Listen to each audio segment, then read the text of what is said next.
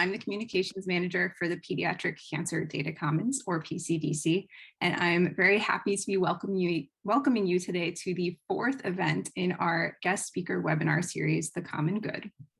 The purpose of this series is to hear from thought leaders across the fields of pediatric oncology, data sharing, and international collaboration about big ideas and opportunities for change. A few quick notes before we begin. This webinar is being recorded, and we'll send out a link to this recording to everyone next week. And we have all the past recordings from this series in one place on our website and our YouTube channel. So if you've missed any of those, you can check them out as well. We have talks from Greg Simon, former president of the Biden Cancer Initiative, Sam Blackman, co-founder of Day One Biopharmaceuticals, and most recently, Adam Resnick, who's the principal investigator of the Gabriella Miller Kids First Data Resource Center. So if you're interested in checking any of those out, there will be a link to that archive in the follow-up email. And then last thing, we will have a Q&A at the end of the talk today. So if you have any questions, you can use the Q&A function that's in the bottom bar of your Zoom screen anytime throughout the talk to enter those, and at the end we'll answer those. And with that, to introduce our guest, I'll hand it over to the director of the PCDC, Sam Bolchenbaum. Thanks, Caitlin. So really excited to have Dr. Carlos Rodriguez-Galindo today to talk about global disparities in childhood cancer. So I just wanted to say a few words before we got started and to introduce Carlos. So some of you have seen me show this slide before, that obviously most of the kids in the world live in lower and middle income countries, and they account for the vast majority of death from childhood cancer worldwide. I think what an even more startling statistic is that most of the kids, more than half of the kids who die of cancer in the world, are never even diagnosed with cancer. And for us living in the in the U.S. and in the Western world, it's really hard to imagine what it would be like to have a child get sick and to die and to never even know what the cause was. And that's what much of the world is facing. This shows the survival for acute lymphoblastic leukemia, which in the US, the survival is greater than 90% for most forms of ALL. But if you look in other parts of the world, the survival for this very treatable kind of cancer is down around 50%. So there's just so much work to do, and this is why it's so exciting to work with folks like Carlos, who can really help, who are really moving the needle here. So what I want to call your attention to about our speaker today is that he's the chair of Global Pediatric Medicine at St. Jude and the director of St. Jude Global. Also, interestingly, what I found out is that he is the 4 Stars of Chicago Endowed Chair in International Pediatric Research. And I was very surprised to see that. I actually was looking up what that was. And I hope Dr. Rodriguez-Galindo knows that the 4 stars refers to the 4 stars of the Chicago flag, which refer to the establishment of Fort Dearborn, the Chicago fire, and the 2 World's Fairs that we had. So I just want to make sure that everybody knows that. But I thought that was an interesting tidbit. St. Jude Global obviously is just an incredible initiative, includes more than 170 institutions across 60 countries, and I'm sure we'll be hearing about this today. St. Jude was the first World Health Organization collaborating center for childhood cancer, and now St. Jude is working with the WHO on the global initiative in childhood cancer. So just an amazing program that Carlos is running at St. Jude. It's just so exciting to be working with him. So that's all I wanted to say for intro. Just wanted to say that our team, our Pediatric Cancer Data Commons team, continues to grow. We have over 20 members now. If you want to learn anything about the PCDC, you're welcome to contact me. And please, you can sign up for our quarterly newsletter. Finally, we're very grateful, obviously, to the funders who have made all of our work possible. And this series of talks, of course, wouldn't be possible without generous funding. So with that, I'm going to turn it over to Dr. Rodriguez-Galindo to give his talk entitled Addressing Global Disparities in Childhood Cancer. Now is the time. Well, thank you so much, Sam. Thank you so much for inviting me to this seminar series, The Common Good. I found this title so appealing and so interesting. So thank you for inviting me, and thank you to all of you for joining us as well to share this kind of lunchtime hour with, reflecting together on, what are the challenges that we all see as pediatric oncologists, as researchers, as global health experts or aficionados, if you wish, but people in general, that we want a better world, we want a common good for everyone. So I hope that you see my slides well. And so with that, I would like to start by just bringing together, some thoughts about what are the challenges that we see today. And Sam addressed some of those already. So we know that here in the United States, or in any country with appropriate resources and capacity to take care of children with cancer, we can cure more than 80% of those children. However, as Sam mentioned, every year about 400,000 children develop cancer around the world. Only half of those, as we will see, actually are diagnosed. And the majority of all these children live in countries with limited resources. So in reality, as we all know, and I will share with you the data, the global cure rates for childhood cancer are way much lower than what they are here for us.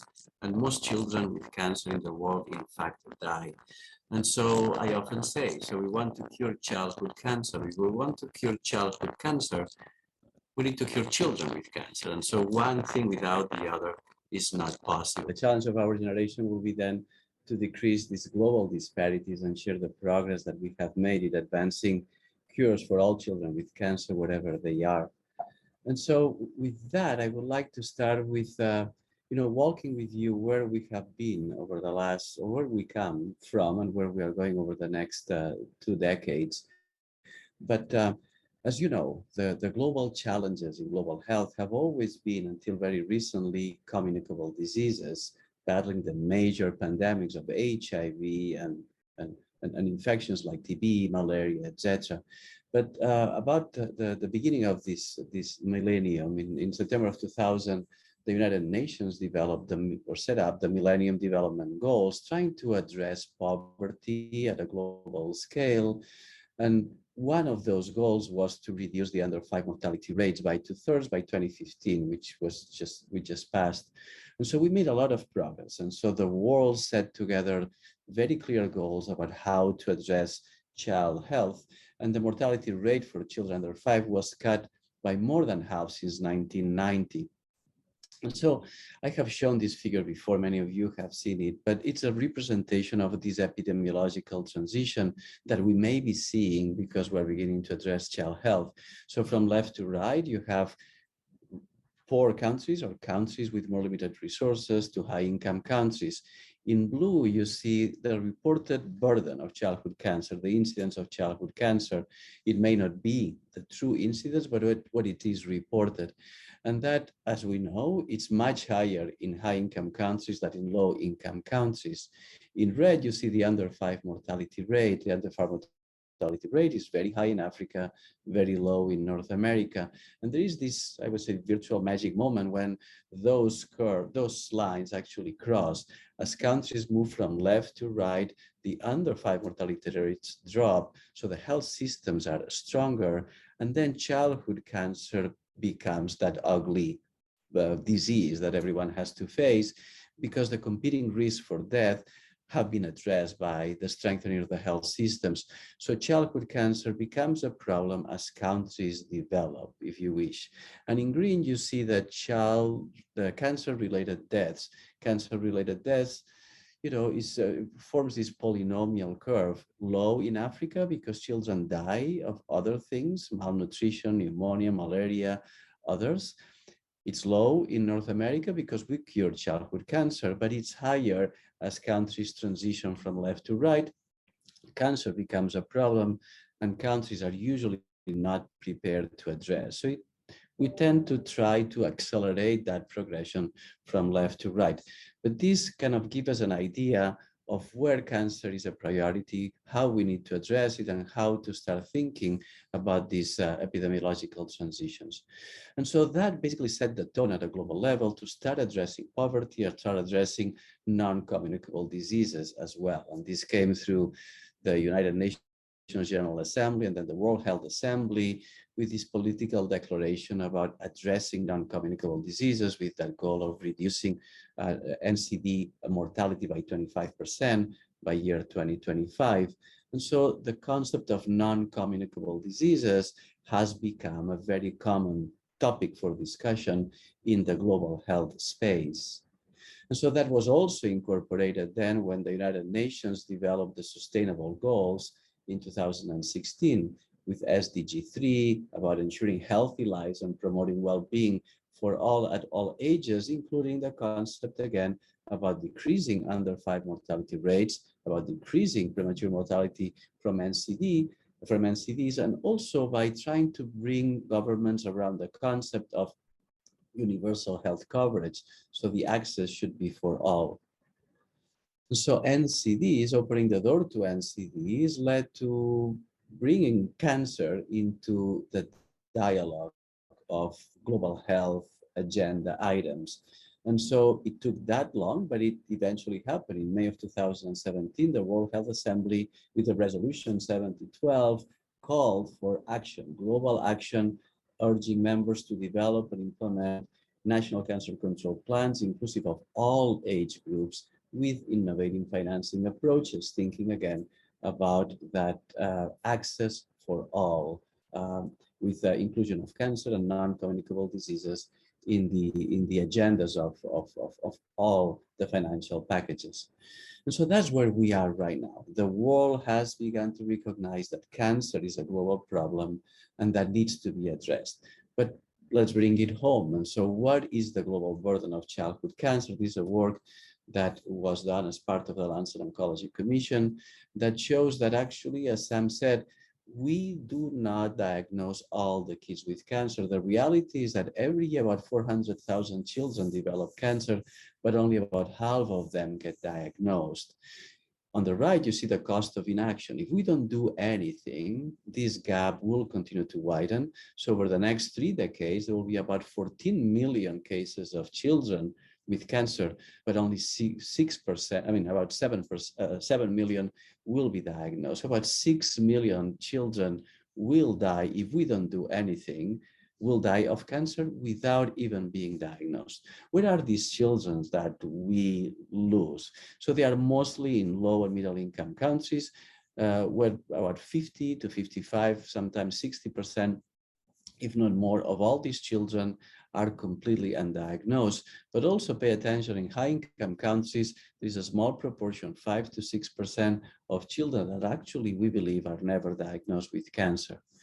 So these are the first big challenges that we have, diagnosing children with cancer. But the second big challenge is, getting these children that get diagnosed the proper care.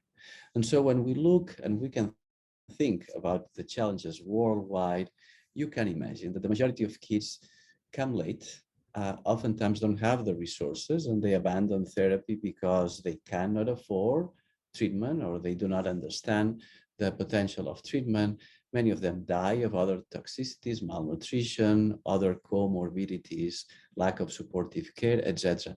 In this exercise that we did as well with the Lancet Oncology Commission, we realized that basically about less than 30% of children with cancer survive. If you put it all together, those that get diagnosed, those that don't get diagnosed, those that do not have access to care.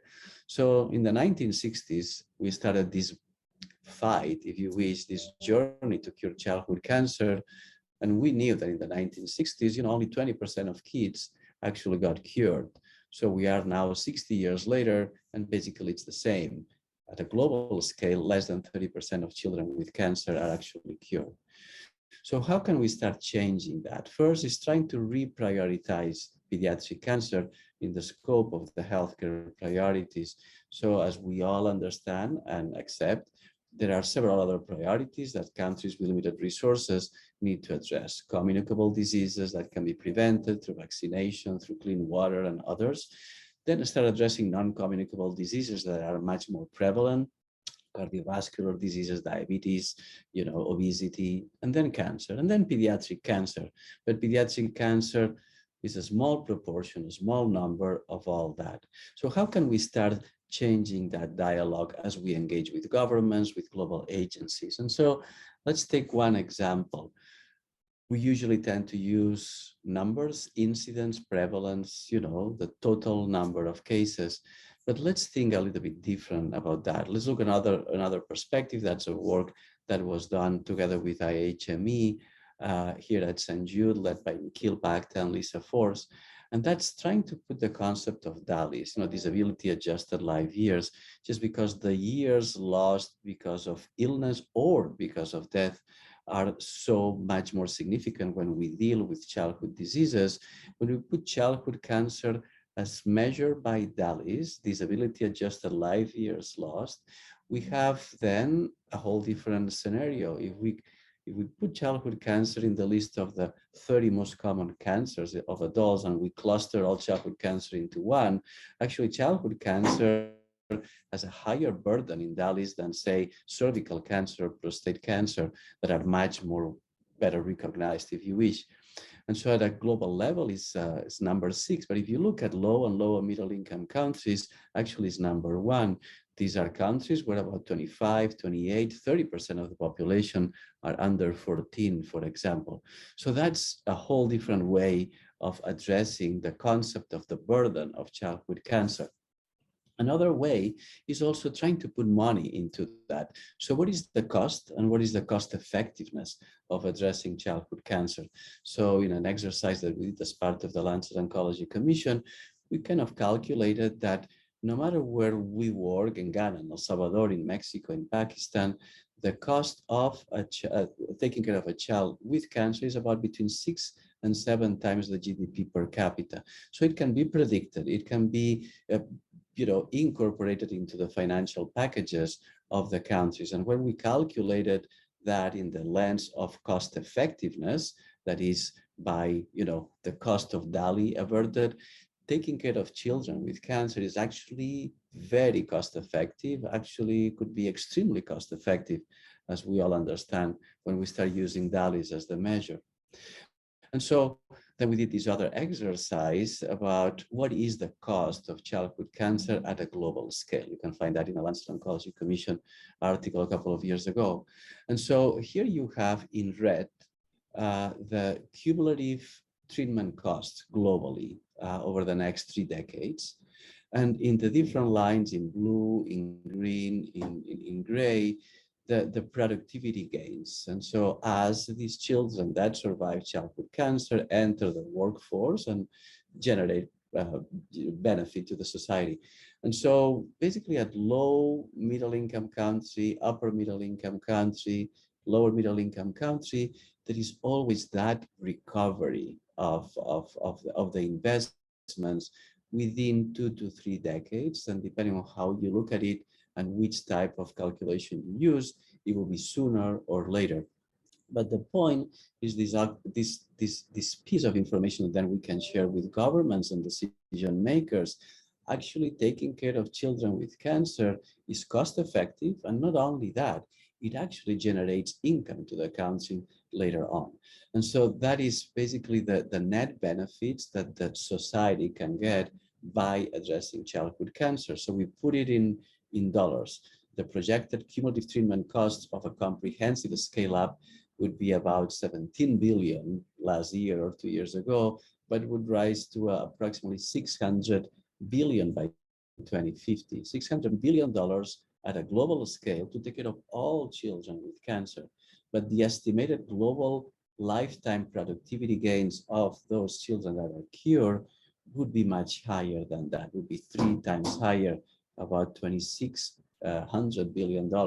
So the net benefit actually is $3 per dollar invested in scale up. So $3 that are recovered for every dollar that a government invests. So what got back to that problem that we stated. So we know that, yes, this is our challenge, but we know that there are sustainable and cost-effective models that could be implemented. And then I want to say a word about that similar disparities. When we're talking about cancer today, that similar disparities occur for catastrophic blood disorders, sickle cell disease, hemophilia, and many others. And I will not talk about those today. So we have gone through this roadmap, this World Health Assembly calling, for action against cancer. Then the World Health Organization in September of 2018 launched the Global Initiative for Childhood Cancer. Here I can just review with you a little bit how this came about. But so after the World Health Assembly issued that call for action, many stakeholders around the world started is working with WHO to see what that means, how the WHO can actually implement some of these things. And so in March of 2018, as Sam mentioned, we became a collaborating center for childhood cancer. So St. Jude works with WHO as technical support, if you wish, for WHO, developing briefs and technical products and helping countries and governments. But then we realized also that there was a need for something else. There was a need for the WHO to put together an entire initiative, an entire program for that. And we work on a separate engagement with the WHO to support as well that process financially. And we brought many stakeholders from all over the world, different organizations, different entities, to start brainstorming about how this will look like. And by September of 2018, we announced in the United Nations that call for action, a global initiative for childhood cancer, with that motto of ensuring a right to cure. And so through that initiative, we hope that by this decade, by 2030, we will be able to progressively double the cure rate, ensuring at least 60% survival for children with cancer globally and reducing suffering for all, hopefully saving at least 1 million more children. And that is basically what has now been constituted and conceptualized around the Cure All package that was released, that was launched during the celebration of the International Childhood Cancer Day about a year ago in February of 2021. And so the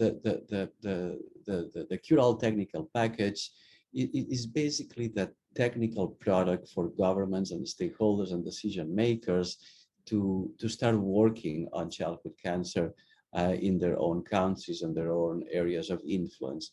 And so Cure All has these 4 pillars of action and 3 enablers. CURE stands for Centers of Excellence and Care Networks, developing the plans for that. Universal health coverage, so getting financial package for children with cancer. R stands for regimens of management, which is basically guidance documents to help contextualize care based on resources and culture, etc. And then E, as Sam would love that, it's about evaluation, monitoring, about data on how to monitor the progress. And then the enablers are advocacy, financing, and policies and governance.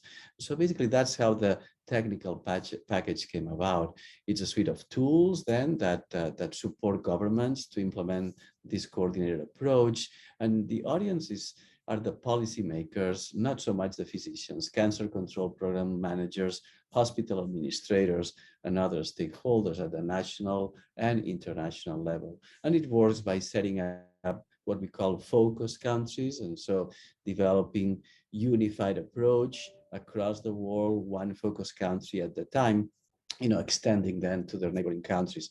So there are many initiatives going at any given time led by WHO and many partners, and Jude, SIOP, CCI, many that then rally around WHO to help the implementation of that.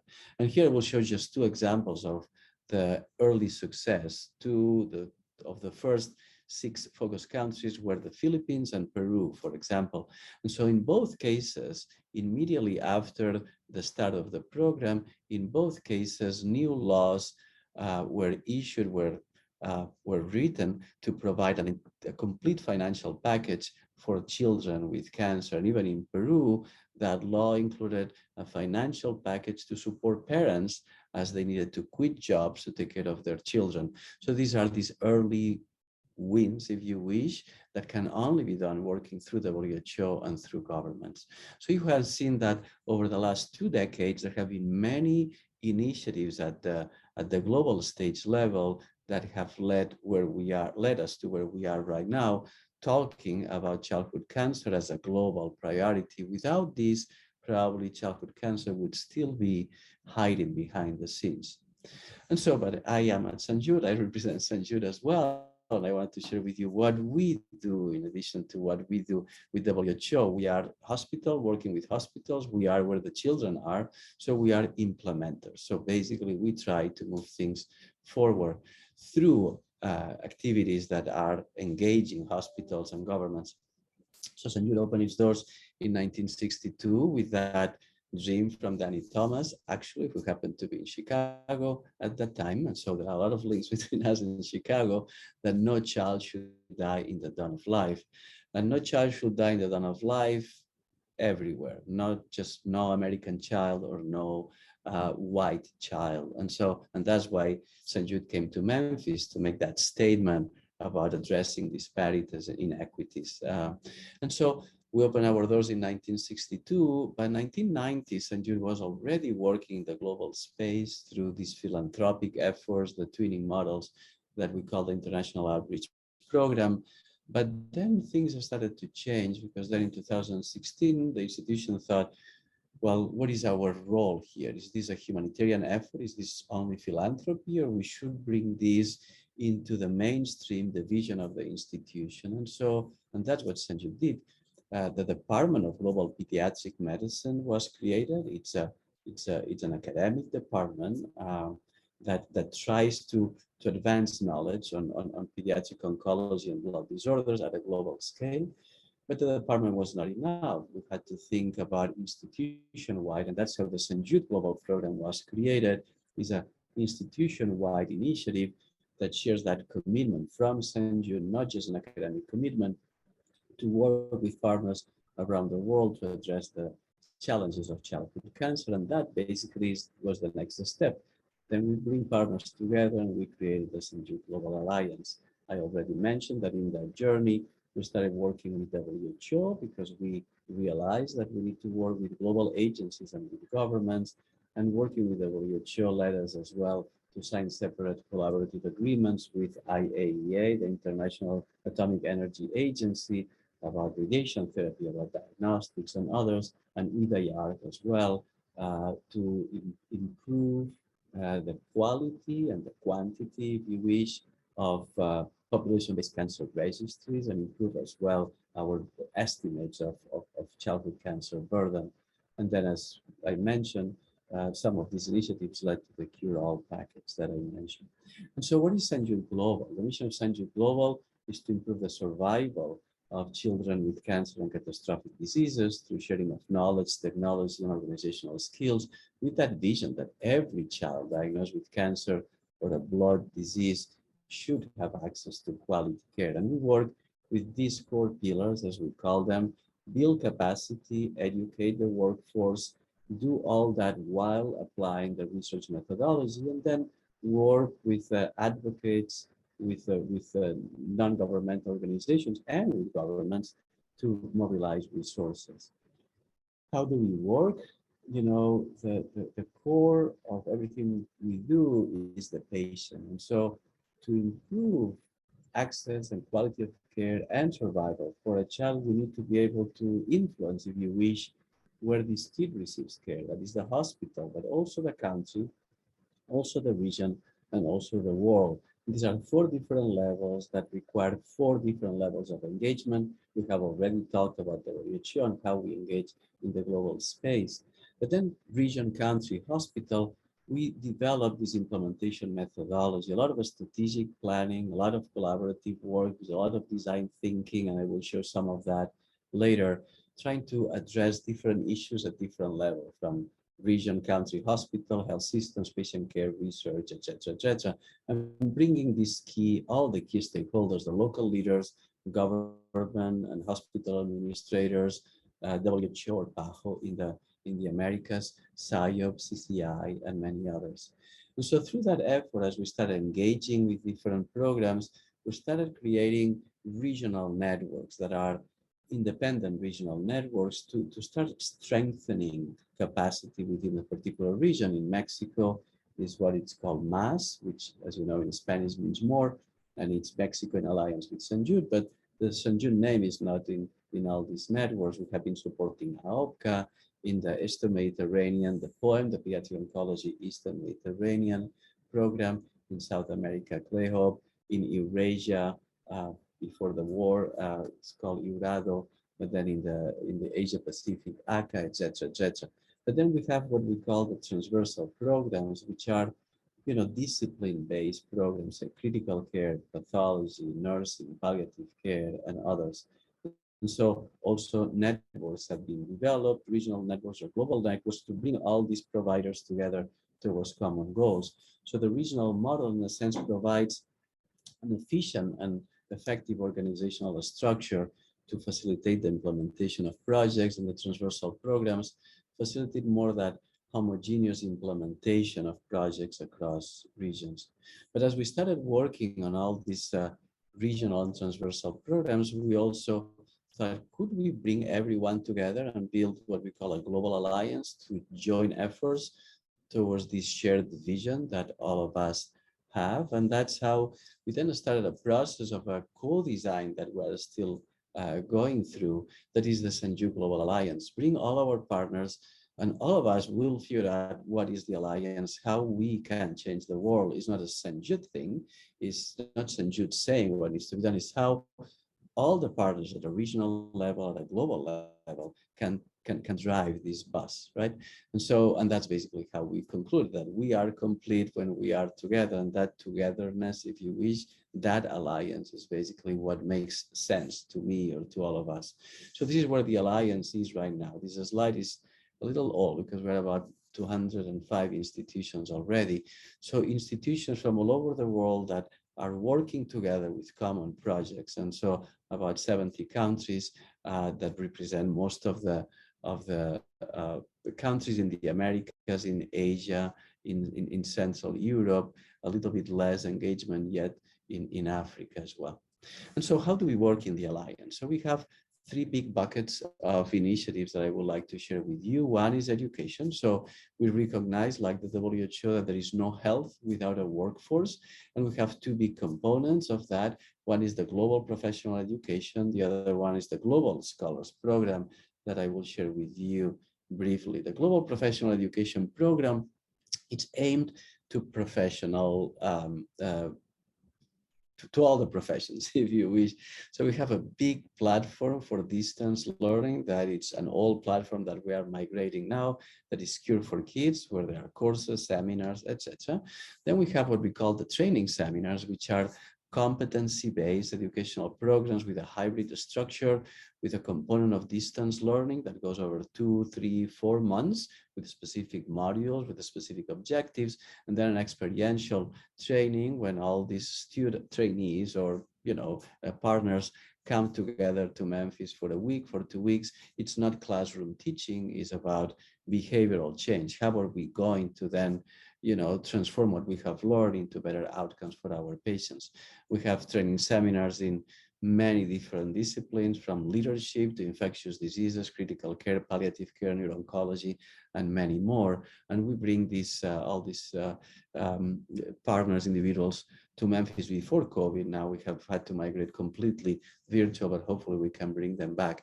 Then we have the clinical training programs, which are basically fellowship training programs at a regional level. So we partner with academic institutions and hospitals in different regions. And so we create a regional training program for that particular region in Central America, in South America, in the Middle East, in China, in Asia, in India, etc. And so we also have a partnership with ACGME International to help get these programs have international accreditation. And so the first one was Guatemala. So Guatemala has a 3-year fellowship training program that we fund, that it's ACGME, accredited by ACGME International. So the idea is just to raise the standards, also improve that sense of ownership and quality. And then we have like a matching system, like we do here in the US, that candidates apply, they go through interviews, and then they just be matched with the program in the Americas that fits better with what they want. And then we have the Global Scholars Program. The Global Scholars Program it's a 3-piece, it's a 3-prong approach. One is a master's in global child health. So we bring 10 students from all over the world every year. It's part-time, so they do it from home, and then they come for intersessions in summer and in winter. And it's about health systems innovation, health system transformation, but also how to create better platforms for children with cancer. As they graduate, they become the global scholars, and then we fund up to 2 years of a transformational project like a grant. And then as they complete that, they become part of the alumni community to continue to work together.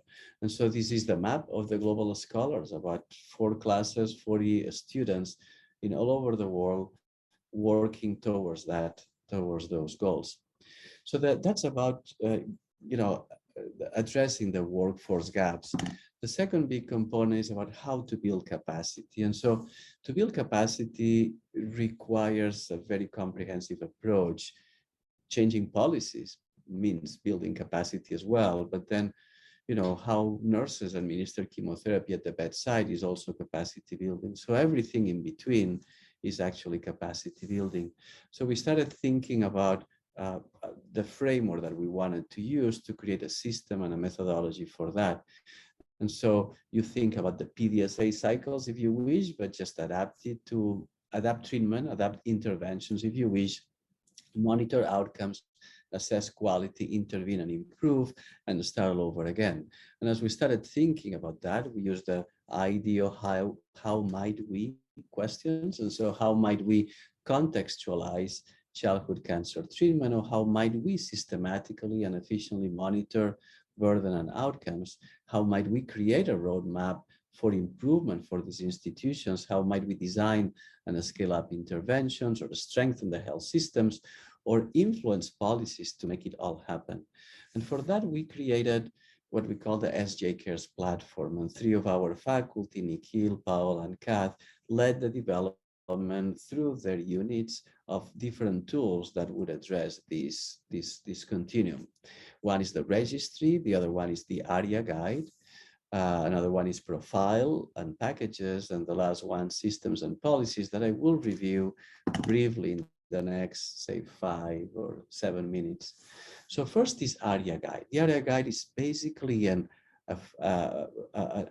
free access platform that can be accessed through a computer or through a phone, that basically is put together by a global teams of experts. Some of you actually may be part of an ARIA working group, trying to create a consensus guidance, not just a treatment regimen, but the entire management of a child with cancer, that it's adapted to the reality of the hospital or the country. And so it's an implementation platform, if you wish, that can provide a uniform approach.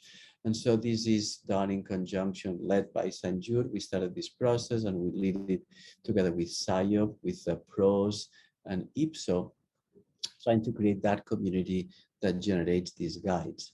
The second is the registry. The registry is basically a registry, a hospital-based registry, but also was developed through a lot of consensus to standardize the variables. And we have had several conversations with Sam about how to create these data dictionaries and create a homogeneous data set for that. But basically, it's a way to create a cloud-based, hospital-based registry that institutions can use for proper monitoring of treatment and outcomes under burden. They also can share, if they want, it's the completely private data, but if they can share it to a global registry that it's completely de-identified. So this way we have a global registry that allows us to monitor treatment and outcomes. And we provide a lot of educational platforms to help train data managers, train with the data dictionaries, if you wish, train the implementations and monitor the quality of that.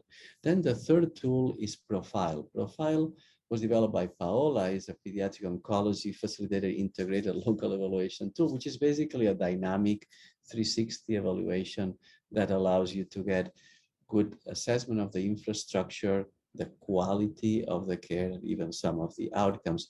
And so that gives institutions not just an assessment, a pass or fail, but it's a roadmap. And it's a roadmap because I will show you how we do it. And so it has 12 different modules that assess national context or chemotherapy or patient outcomes. And it provides the institutions with a very comprehensive report that has score-based descriptive results, impressions, because in that process we do an interactive engagement. And then the institutions have the chance to start addressing those gaps as they are needed. And that is basically the next step. So you address those needs and you prioritize them, and see, then we develop what we call the Jude Global packages. And Jude Global packages are specific packages that can address, usually using an implementation science framework or quality improvements framework, some of the issues that have been identified through profile. Could be infectious diseases, could be early warning scores, or could be time to antibiotic therapy. And then through that exercise with our partners, we try to prioritize through this, impact effort matrix. And so try to think about, based on the resources, based on the urgency, how we should go about addressing some of these initiatives. And that creates that roadmap that I was talking about. And this would be an example of that. This profile run in Pakistan or in Chattanooga, Tennessee on the right. And so we teach the programs how to run it, how to do profile. And these are workshops that, are done completely integrated within the hospital. It's not about St. Jude running a workshop, is that, train how the institutions need to start thinking about the methodology and think then about how to develop those roadmaps. And so I will show you a couple of examples of these, call them packages. One is, for example, time to antibiotic administration. So using the IHI model, the quality improvement model in Mexico, the golden hour, starting a group of institutions that had less than 25% of their patients receiving antibiotics within the first 60 minutes. But at the end of that process of the implementation of this collaborative package, more than 75% of the children were actually receiving antibiotics in the first hour. So that's a very simple but very important task. And so that led as a pilot to a national project, right now the Hora Dorada, or the Golden Hour in Mexico, with 86 institutions working together as we speak these months in addressing, time to antibiotic administration, something as simple but as relevant as that is.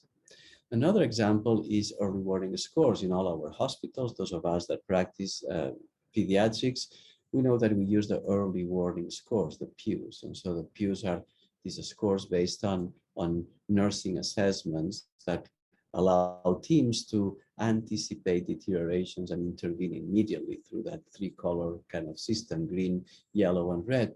So Asia Gulnik, one of our faculty, who's a critical care physician, started working on that a number of years ago and trying to think, can we adapt PEWs to resource-limited settings? And so these are pictures taken in different hospitals in Latin America, where actually you see that you run through, they may not have a lot of resources, but they have been able to incorporate PEWs into their daily practice. They may have less nurses, but they use PEWs as one of their interventions. And so this is something that came from Asia's work, first in Guatemala, where the PEWs was modified, if you wish, to EVAT.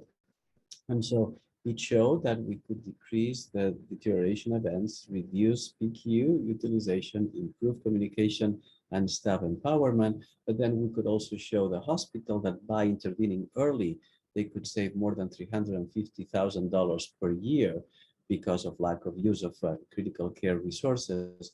So this is money that the institution can save, but also money that the institution can reinvest in better nursing, for example, or hiring additional practitioners. And that's the EVAD that started in Guatemala, then in Central America, and now with probably by today close to 80 centers in 19 countries in Latin America doing this all at the same time. And so the last piece I wanted to show, that's basically how these tools that we develop help advanced care, but also in policies and systems.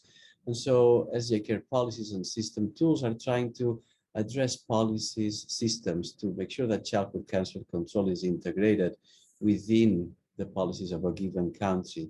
And so one of these examples is that policy monitor that Kath Lam and her team developed, which basically is a central repository of policies, if you wish, from all over the world in different languages that is searchable. And so investigators can use that, but also policymakers can use to understand better what has worked in their region, what has worked in a particular country that they would like to use as well. And so it's a tool that can be facilitated for global agencies or for policymakers in a government.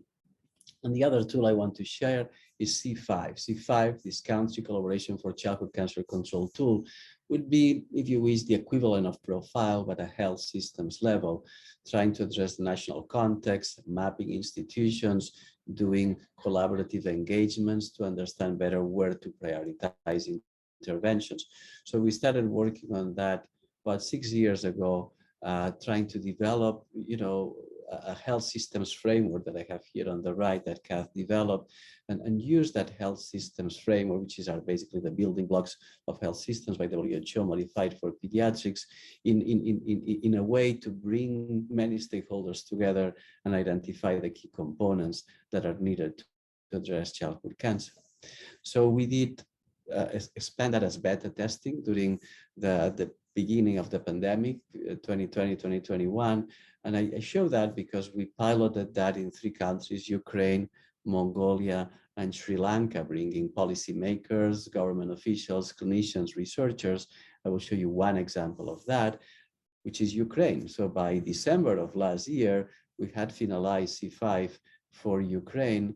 And so that was the Ukraine C5 report that gives an overview of the health systems and as they relate to childhood cancer, also with a few recommendations and gaps that need to be addressed.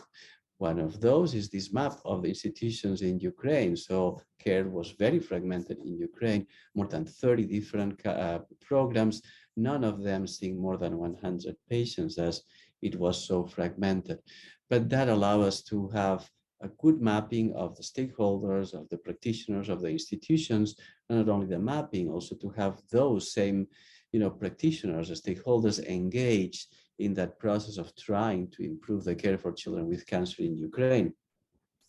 And so some of you have heard the Safer Ukraine program that was developed with St. Jude, through St. Jude, with many partners in Europe.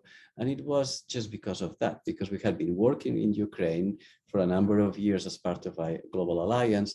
But then more recently, we had engaged with many of the stakeholders. We had been working with teams in Poland, in Moldova, and others.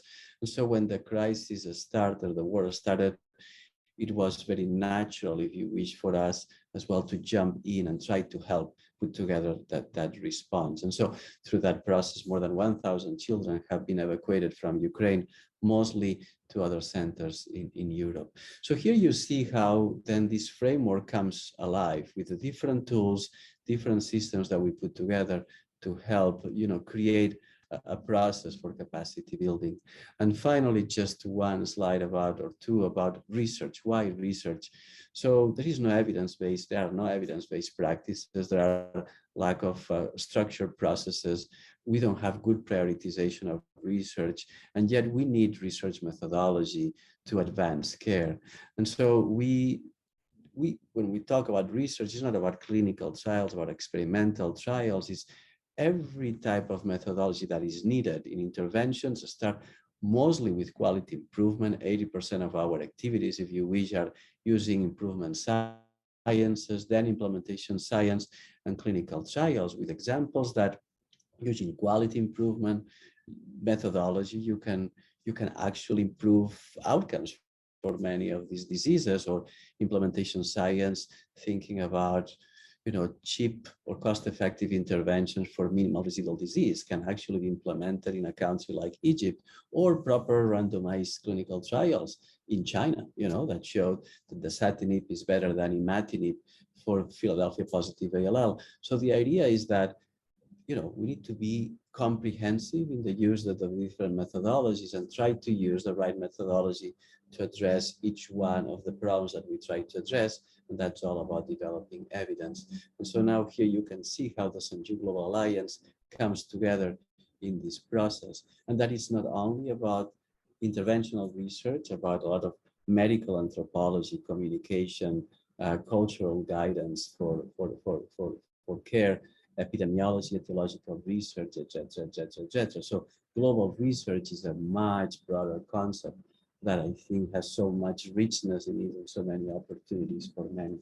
And as we move with many of our programs, we always try to engage with different organizations to create these collaborative agreements with many.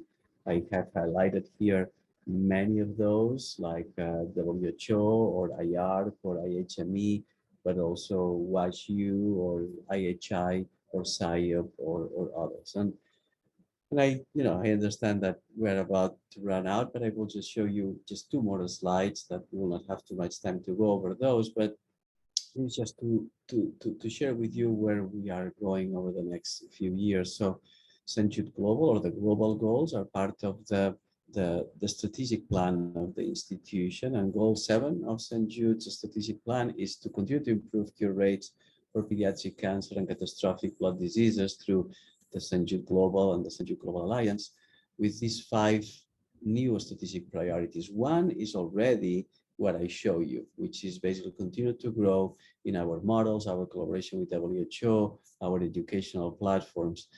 Then we're going to start creating regional hubs so that it's not just from St. Jude that we do things, but just we have regional offices, if you wish, where we have local leaders that can help advance programs at a regional level.